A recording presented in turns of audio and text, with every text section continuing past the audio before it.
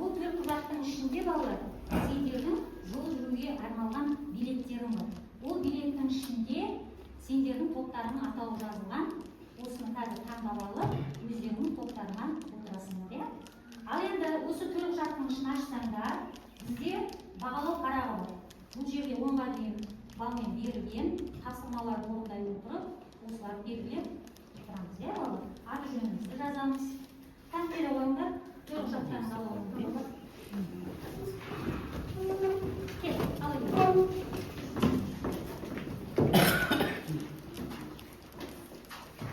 Маршрут деген сөзді естігенде, маршрут деген сөз.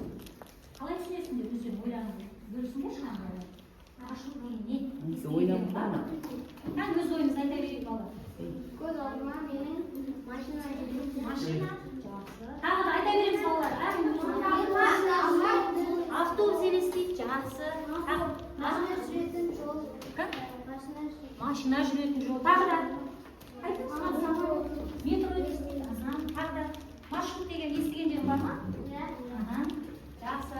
Ал олай болса, турист деген қалай түсінесіңдер? Турист деген саяхатшы. Дұрыс айтады, саяхатшы. Тағы да. Айша бибі сол. Дұрыс айтады, Айша бибі аралығы. Тағы да. Өздері ойлап айта беріңдер. Ескерткіштер жаралығы. Жақсы. Тағы да. Жақсы балалар. Енді сендер қайда саяхаттағыларың келеді? Астана. Біздің Қазақстанның көп жерлері өте көп, балалар. Сол жерлерге саяхат жасағымыз. Олай болса, балалар, біз бүгін жаңа бөлімді бастағалы отырмыз, балалар. Болашаққа саяхат деген үлкен бөлімді бастаймыз. Бұл бөлімде сендер балалар туған өлкең бойынша туристік маршруттар жасауды үйренесіңдер. Техникалық прогрестің адам өміріне әсерін зерттейсіңдер. Бренд деген сөздің мағынасын біліп, Қазақстанның ұлттық брендін жасауға естісіңдер балалар, үйреніп білесіңдер боласыңдар. Ал енді бүгінгі біздің сабағымыздың тақырыбы менің туристік маршрутым. Сабақтың мақсаты түрлі дерек көздерге негізделе отырып, өз аймағының экономикалық қызмет атқаратын субъектілеріне сипаттама береді. Ақпараттық қолжетімді көздерін пайдалана отырып, Қазақстан мен Астана бойынша туристік маршрут жасайтын боламыз. Мақсатымыз.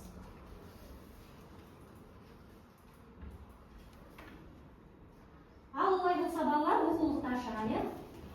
Оқулықты ашамыз, оқулықтың жұмыс жасаймыз. 31-ші сабақты ашып, кітаптарымызға қоямыз. Оқулықпен жұмыс жасап, оқулықты бастаймыз.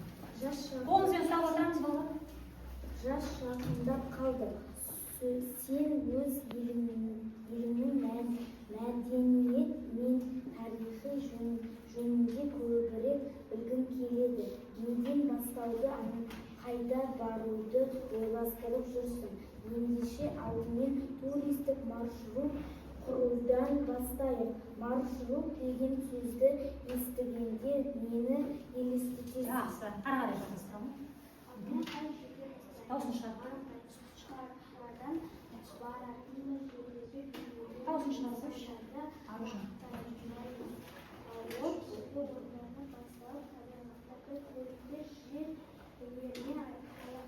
Аяқталады. Келесі рет жасалады. Қана ашамыз келесі рет болған Туристің таңдап алған бағытына фирма өз қызметін ұсынады. Туристерге көлік және экскурсия жетекшісінің таныстыру қызметі көрсетіледі. Жақсы, таныстыру қызметтен оқиғылар.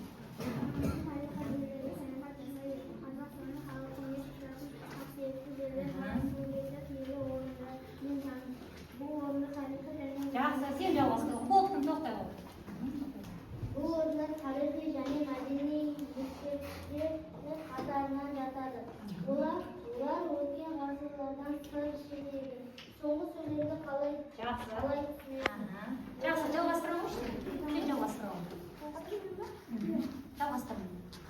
Ülkemizde 12'sinde turistik bakımların yürü olursa, yürü olursa, oralar sinemaların tarihi eskişlerin, rahatsızlıklı eskişlerin bizlikleri.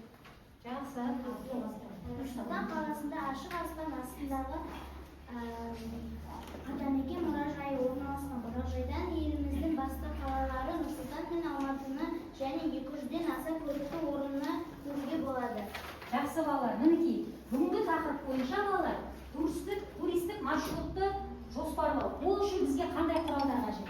Бізге интернет желісі, одан кейін карта, сосын ақпарат құралдары, сол арқылы біз жаңағы туристік маршрутты жоспарлай аламыз. Одан кейін нені білуіміз керек? Біз баратын бағытымызды нақты біліп алуымыз керек. Одан кейін саяхаттың мақсаты болу керек қой, қайда барам, нені көрем деген сияқты. Сосын көлік түрлерін таңдаймыз. Көлік түрлері, ол жаңа қандай көлікпен барасың, сол. Ал қаражат шығыны біз барған жерімізде балалар көлікке қаражат жұмсаймыз. Одан кейін жаңағы азық-түлік, тамағымыз бар. Одан кейін тағы не бар ол жерде? Жатын орнымыз бар, егер ұзақ уақытқа баратын болсақ. Соның барлығын жоспарлау арқылы біз туристік маршрутты не істейді екенбіз? Жасайды екенбіз балалар. Міне, енді балалар дәптерімізді ашайық. Бүгінгі күнді жазып, жаңағы біз сұраған маршрут деген сөздің мағынасын жазып қойып. Маршрут негізгі пункттер белгіленіп, алдын ала жоспар құрылған саяхат, тарихи орындар мен мәдени ошақтарын аралап танысуға бағытталған. Сонымен қоса табиғат ескерткіштермен танысумен байланысты екен балалар. Қазір біз соған толық мағлұмат алдық, Жақсы, кімді жазып, тақырыпты жазып балалар. Осы маршрут деген сөздің мағынасын есіңізге сақтап аламыз. Ал енді балалар, маршрут туралы жалпы мағлұматты білетін болса, енді ары қарай келесі тапсырмамызға көшейік. Ол үшін бүгінгі біздің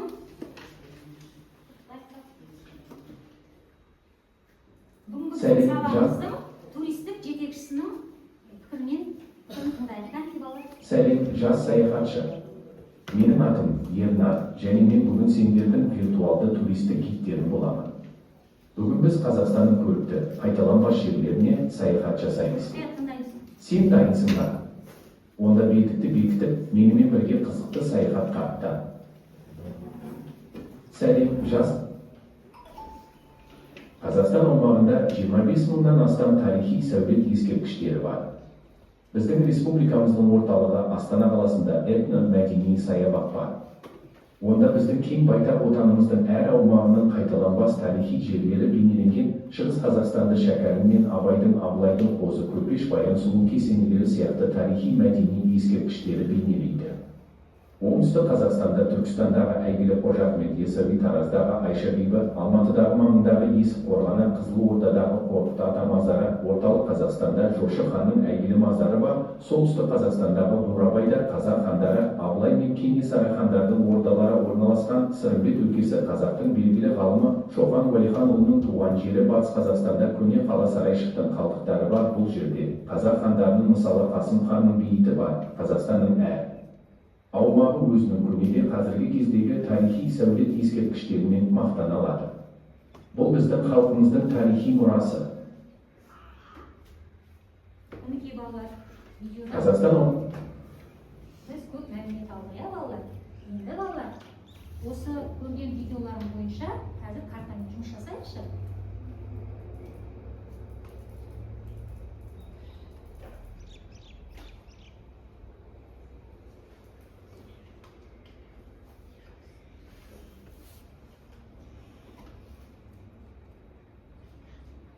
Мына жерде бізде қалаларды қызылмен белгілеп қойған балалар. Осы жердегі қалаларда қандай тарихи ескерткіштер, демалыс орындары бар, соларды қолмен әкеп жекелеп белгілейміз. Туристер тобына кім шығарқан? Келді, біреуін келіп алыңдаршы. Кел, шыға берші.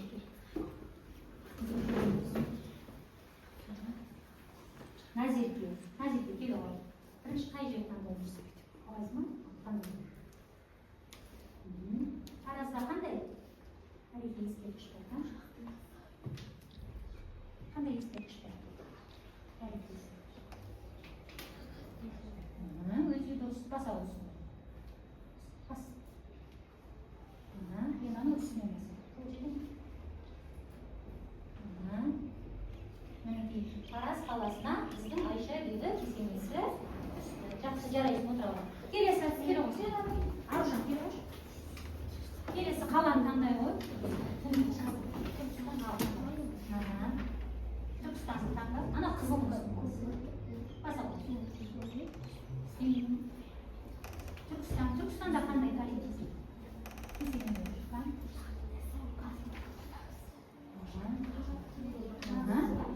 Üstüne bas. Ama üstüne. Мінекей Түркістан қаласында ясауи кесенесі бар. Келесі. Кел оң. Кел. Бекзат, кел. Қаланы қандай болады? Қаланы қандай? Алматы. Алматыда қандай?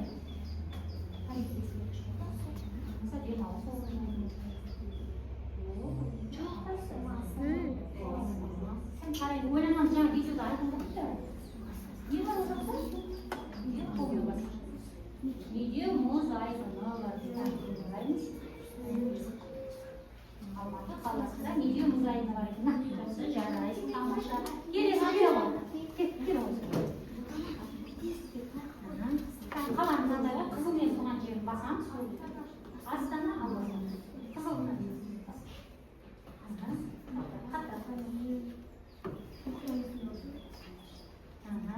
Астанада қандай? Жақсы, Бәйтерек. Мінекей Астана қаласына не түсті? Бәйтерек монументі түсті. Жақсы. Келесі. Келіңдер. Дидар, кел. Қызылмен белгіленген басады. Қаланың үстіне бас. Кез келген басады. Қолмен бас. Қызылорда. Қызылордада. Қызылордада қандай кесене бар? Қандай кесене? Орхут ата кесенесі. Жақсы. Мінекей картадан түсті. Келесі, кел оғым. Нұрлыған.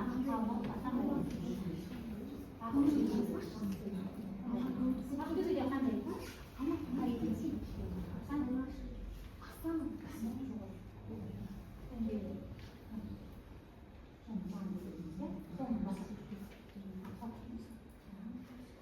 Қандай? Көне қала, сарай, шық кесенесі. Мінекей Ақтөбе қаласында көне қала, сарай шық бар екен. Келесі, кел оғыз. Белгілейміз, қайсы қаланы? Алматы. Алматыда.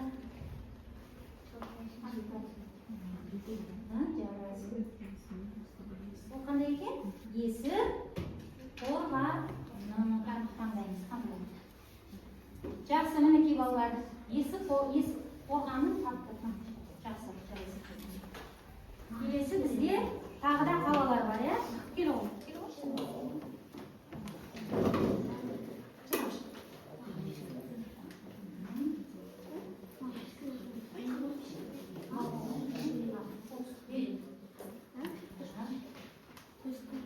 Бұл жерде қандай?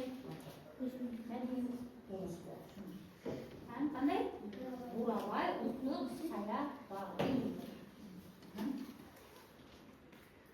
Жақсы, мінекей түсті. Жарайсың. Тамаша, келесі. Шықпаған оқушылар шығыңыз. Кел, үнжу кел.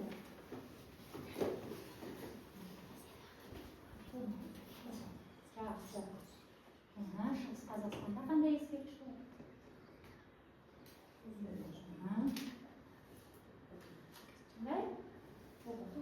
Қозы, баян сұлу кесенесі. Жарайсың, тамаша, отыра ғой. Мінекей балалар, біз картаны пайдалана отырып, біздің еліміздегі тарихи ескерткіштерді белгілеп. Енді балалар, біз мысалы туристік саяхатқа шығатын болсақ, алдын ала дайындық жұмысын жүргіземіз дедік, не қажет, құралдарымызды жинап, азығымызды, қаражатымызды жаңа айттық қой сабақтың барысында.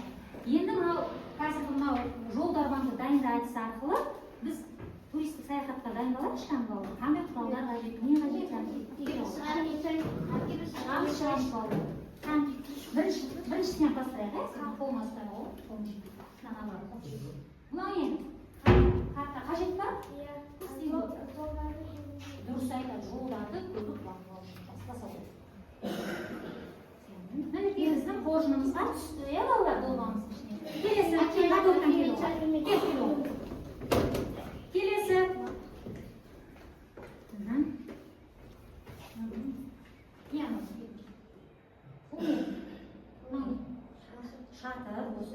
Шатыр керек пе бізге қажет? Biz bir o'rnida bino qurishimiz mumkin. Сол кезде шатыр қажет болды. Мысалы ой отырмыз. Жарайсың.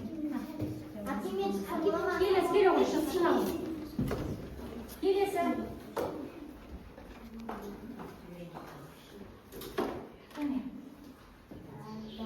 Дәрі-дәрмек. Не үшін қажет? Егер де турист жарақаттанып қалса, оған дәрі керек болады. Дұрыс айтады. Жарақаттанып, ауырып қалуымыз мүмкін, иә? Сол салау болады. Жақсы, келесі. Ақ жақ. Келесі. Bu ne? Ayşan, ya? Şam'da ne için alalım? Дұрыс айтады. Жолдарды көруге қажет болады. Салауат жолдарға салауат. Келесі. Антоқта шығайық. Кел оған. Келесі. Біз саяхатқа шығу үшін жол жолымызға қажетті заттар салып жатырмыз. Су бізге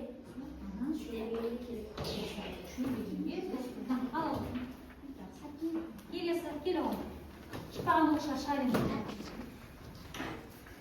Мынау қазына ақша алтын керек бізге. Неге? Ол жерге жоғалтуымыз мүмкін. Жақсы. Жеміс жидек керек болады. Азық түліге жақсы қажет болады. Өйткені біз тамақтануымыз керек, иә? Жақсы, жарайсың. Келесі. Шықпаған оқшыға жүріп шығайын. Келесі не бізде? Компьютер. Қажет емес. Қажет емес. Қажет емес. Ал, беріңіз. Бұл не? Дүрді. Бұл не үшін қажет бізге? Алысты жақындатып көру үшін қажет екен. Жарайсың. Еді. Шықпаған оқшыға шығамыз балалар. Кезектесің. Холодильник. Қажет емес. Компас бізге керек болады. Біз қай бағытқа баруымыз керек. Бағдарлар өте тамаша, жарайсың. Тамаша. Мінекей балалар, біз туристік саяхатқа шығу үшін өзіміздің жол жорғамызды не істеп алдық? Дайындап алдық. Енді саяхатқа шығуымызға болады екен балалар. Енді балалар, келесі бізде топтық жұмыс балалар. Қазір сіздерге тапсырманы беремін. Бірінші топқа туристер тобына тарихи киелі ескерткіштерді топтастырып жазасыз. Жұмыс жасайсыздар. Ал келесі саяхатшылар тобына мәдени демалыс орындарын топтастырып жұмыс жасап, осы жерде көрсетесіздер жұмыстарын. Ішін ашасыздар.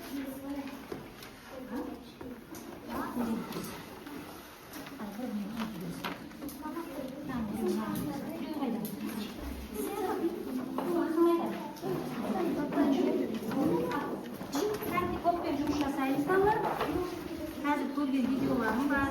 Мынаның ішін ашсаңда суреттер. Соның ішінен ортаға жазып. Сендерге тарихи киелі ескерткіштер берді. Туристер. Неге? Жоқ, бұның ішіне бәрі араласып тұр ғой, өздері тұрмасын болды. Бәрі араласып тұр, ішіне тұрмасын болды.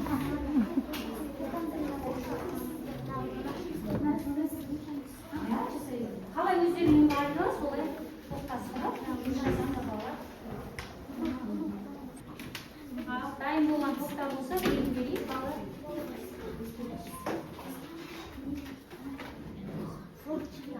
Саяхатшылар тобы дайын екен, тамаша. Онда сіздер қолай болсыз, иә? Қайда? Біздің тобымызда мәдени демалыс орындары. Оған Мәккедегі пирамидаларды, Арыстан бақтан сенесің. Бұл қандай егештік балалар? Тарихи жарайды. Бурабай, демалыс саябағы, Шымбұлақ демалыс орны. Тамаша балалар, жақсы отырғандар, өте жақсы шығардыңдар. тарихи киелі ескерткіштер. Бізге Қожа Ахмет Яссауи кесенесі, Қорқыт Ата кесенесі, Айша Бибі кесенесі, Бекет ата кесенесі, Димас кесенесі, Арыстан баба кесенесі. Бұлар ерекше тарихи киелі ескерткіштерге жатады екен, жарайсыңдар балалар. Ал енді балалар, топтардан бір-бірімізді кері байланыс беріп қояйықшы тан кейін. Саяхатшылар тобынан, туристер тобынан кері байланыс беріңізші, қалай орындап басқармаға тәдісі арқылы? Қалай? Бәріміз беріп балалар көрсетейік. Саяхатшылар тобына кері байланыс беріңізші, қалай болды? Орындаған тапсырмалар жақсы ма? Жақсы. Тамаша. Ал сіздер енді туристер тобына қандай баға бересіз? Басқармаға жақсы ма? Қолдарыңызбен көрсетейік. Өте жақсы балалар. Жарайсыздар балалар. Мінекей тапсырманы бір ауыздан толық жақсы орындап шықтыңыздар. Енді балалар, сіздерге жұптық жұмыс беріледі. Бұл жұптық жұмыста балалар туристік маршрутты өздерің жоспарлайсыңдар, жұптаса ойды. Жаңа айттық қой біз, жаңағы туристік сапарға шығу үшін алдын ала біз бағытымызды таңдап аламыз. Саяхаттың мақсаты, ол жақта не көруге бара жатырмыз, содан қандай көлік құралымен барамыз, көлікпен барамыз, қанша қаражат керек біздің қолымызда. Одан кейін қажетті уақыт. Соны өздеріңіз қазір жоспарлап, жұптық жұмысты орындайсыздар. Жұптасыз орындайық.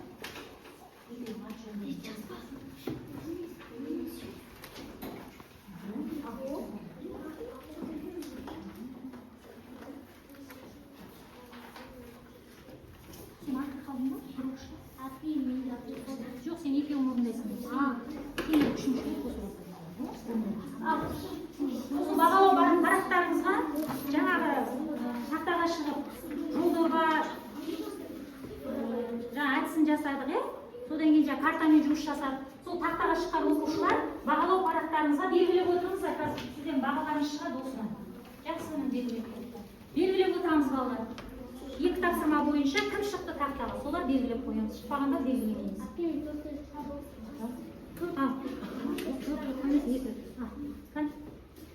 Енді жазамыз, тапсырманы орындайық балалар.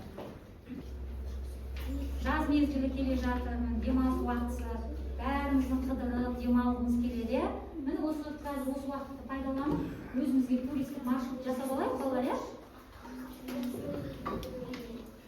жазамыз.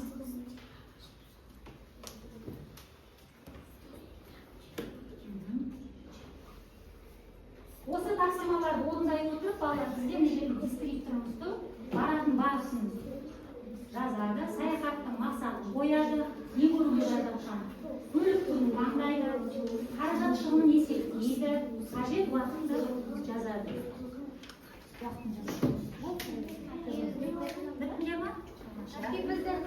Бітірсеңші бәрі. Ал, ұлдана. Турист бар. Бәрін айтамыз. Ал, оқы. Ал, ұлдананы тыңдаймыз. Баратын бағыты Астана қаласы барады. Саяхаттың мақсатын қою керек. Бәйтерекке пирамида. Немен барасың? Қандай көлікпен барасың? Көліктің атауын жазды. Көліктің атауын жазды. Қаражат шығыны қанша болды? 50-60 мың. Бұл жерде сен қаражатты неге жұмсайсың? Жататын орынға тағы. Сосын көлікке төлейді. Жақсы. Қанша күнге бар жатсың? 5-6 күнге ма? Жақсы. Өздеріне көп қалмай, өйткені көліктің атауын жазбайды. Болмады. Оқи қойшы да. Нұрғызған мен. Нұрым оқи қойда. Нұрғызған мен нұрғындайды. Тараз қаласына барысы келеді. Не? Мақсат, не көресің? Айша бейбіт. Қандай көлікпен барасың? Жеңіл көлік. Қанша қаражат жетеді? 20 мың жетеді. Жақсы. Қанша күнге барасың? 2 күн. 2 күн жетеді. Жақсы. Айша бейбіт, Қарахан баба, тек жұмаз ата, бәріміз кесенесін аралап шығасыңдар. Тамаша. Сендерде 20 бал қояды. бәрін орындаушысың. Жақсы, белгілеп алыңдар. Ал келесі қыздар Аружан. Аружан мен Аруна. Қай бағытқа барасыңдар? Алматы. Саяхат ол жерде медеу мұз айдынына барулар деп жатыр ма? Қандай көлікпен барасыңдар? Жеңіл көлікпен ба? Жарайды. Ал азық түлікпен? Қанша күнде барасыңдар? 2 апта мұз айдынына барып сырғанайсыңдар ма? Жарайды. Жақсы, бәрін белгілепсіңдер, бес балып қойған да. Ал Түркістан. Саяхаттың басқаша Ожақ деп жасап кетесіңдер. Немен барасыңдар? Пойызбен барасың. Қанша ақша керек? Қанша күнде барасыңдар? 4 күнде ма? Жақсы, жарайсыңдар. Барлық есін елуге. Бес балалардың қойылғандар бағалы қарашады. Кім айтпай қалды? Болыңдар балалар қашан береді? Болыңдар ма? Болған жербешін айта қой. Қай бағытқа бара жатсыңдар? Астана. Не көресің Астанадан? Қандай? Астанада Бәйтерек. Жақсы. Қандай көлікпен барамыз? Жеңіл көлікпен. Қаражат? 50 мың ба? Бірақ қанша уақытқа баратыныңды әлі шешпедің, иә? Жарайды, 4 балл қойыңдар екеуіңіз. Жақсы. Енді балалар, өте тамаша балалар. Өздерің қазір осы туристік маршрут бойынша жақсы жоспар құрдыңдар балалар. Енді осы бойынша жаз мезгілінде барып қыдырып қайтсаңдар болады. Жақсы. Енді балалар шаршаған шығармыз, иә? Орнымыздан тұрып, кішкене серуендеп жасап алайық. Ал тұрыңыз. Бізде бала серуен сәтінің атауы сәт сапар жолаушы дейді. Өйткені жолаушылар жолда жүреді ғой. Сосын жолаушыларға әрдайым сәттілік тілейік, жолдары болсын деп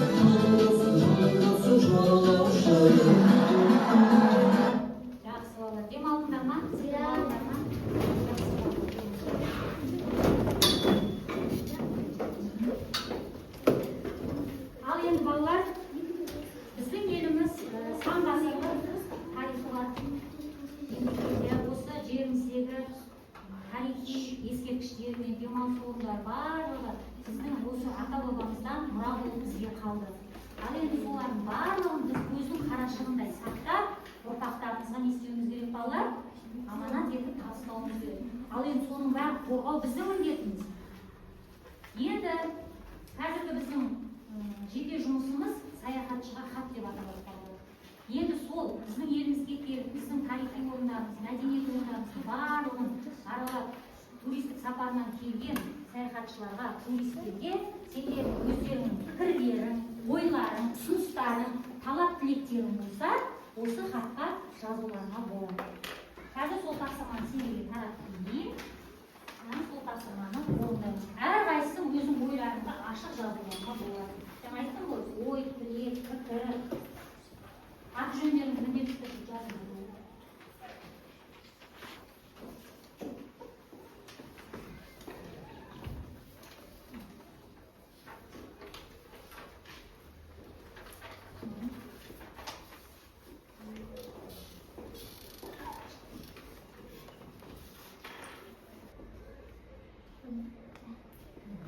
Дидар аяқтап қойып тұрған кейін, Дидар оқиды.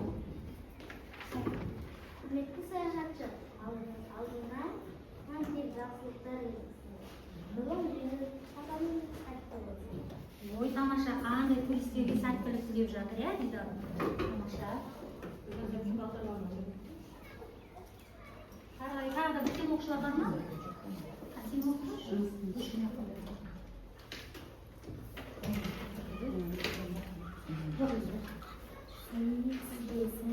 Дауысын қатшы.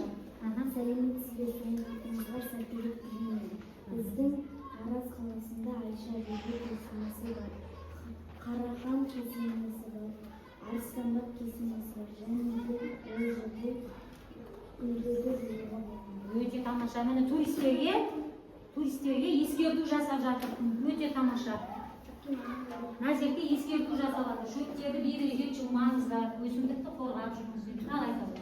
Құрметті саяхатшымыз, сіздерге Астана қаласын аралауға кеңес беремін. Мұнда Бәйтерек, Хан Шатыр сияқты орындар бар. Біздің еліміз сіздерге ұнаса екен дейді. Өте тамаша. Қандай қалай оқиды? Сен оқығаншы? Құрметті саяхатшылар, сіздерді қазақ жеріне көргенімізге қуаныштымыз. Біз осында болып тұрамыз. Сіздердің Қазақстанға келгеніңізге қуат беретінді қауымын көрген ең бағалы қалаға сіздерге ұнады деп ойлаймын. Өте тамаша. Жақсы. Тағы да кімдікті оқиды? Біздің халқымыз қонақжай Өте тамаша. қымыз сияқты ұлттық тағамдар болмаса біз өте қуаныштымыз. Ой, тамаша. Қандай ұлттық біздің өзіміздің жаңа айтқанда брендімізді насихаттап жатыр. Тағы да кімдікті? Сен оқыңызшы? Қазақстанда көптеген әдемі Жерлер бар, иә? бар. Мысалы, Өсай, Бурабай, Серегебек, Өте тамаша. Тамаша. Жарайсыңдар. Тағы да өзімізге бағалау параны қойып отырамыз. Кімді тексеріп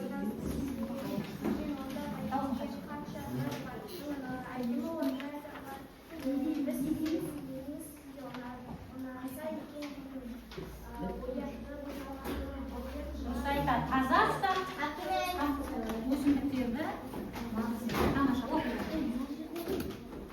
Сәлеметсіздер ме қонақтар, сіздердің біздің елге келгендеріңізге қуаныштымын. Қазақстандағы табиғат өте әдемі. Сіздерге бауырсақ пен қымыз ұнаса екен деймін. Тағы да келіңіздер. Тамаша. Мінекей балалар өте тамаша.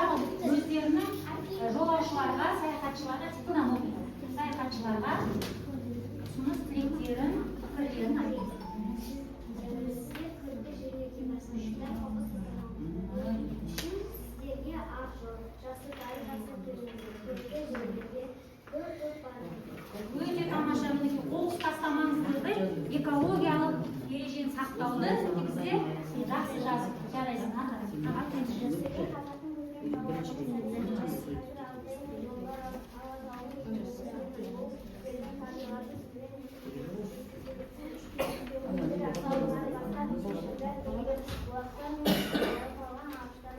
Жақсы. Аты жөндеріңізді жазып, жұмыстың атын өткізесіздер, иә? Бағалау парақтарыңызға белгілеп өтіңіздер. Ал енді балалар, үйге тапсырма. Менің туристік маршрутым туралы тағы да қосымша мәліметтер болса, үйден жинап беріңіз, иә балалар? Енді сіздерге жаңа берілген төлқұжат бар ғой балалар? Сол төлқұжатты ашыңыздар. Сол төлқұжаттың ішінде сіздерге 3 тұғыр деген рефлексия.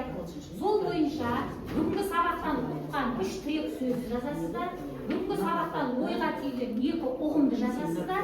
Одан кейін бүгінгі сабаққа қатысты өздеріңіздің көкейлеріңіздің сұрақ қалды ма? Не білмей қалдым деген. Соны осы жерге 3-ші торға жазасыздар. Одан кейін жаңағы қызықтырған сұрақтар болса, ойларыңыз болса, жазып, мына жерге балдарыңызды есептеп, мына дөңгелектің ішіне жазып қоясыздар. Түсінікті ма? Жазып болсаңыздар, балалар бағалау парағын құжаттарыңыз маған өткізіңіздер. Жолға шыға кетсе қайтадан өздеріңізге қарап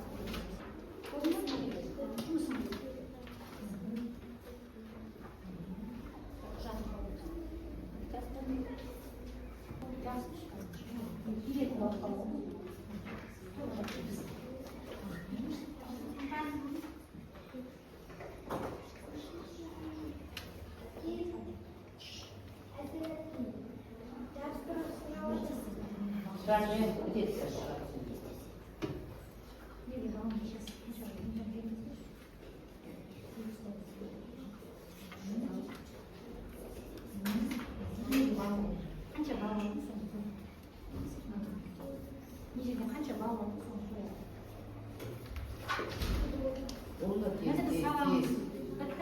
бірақ балалар жас болып тұр, өздері рефлексияны жасайды. Назар қойып тыңдағандарыңызға рахмет.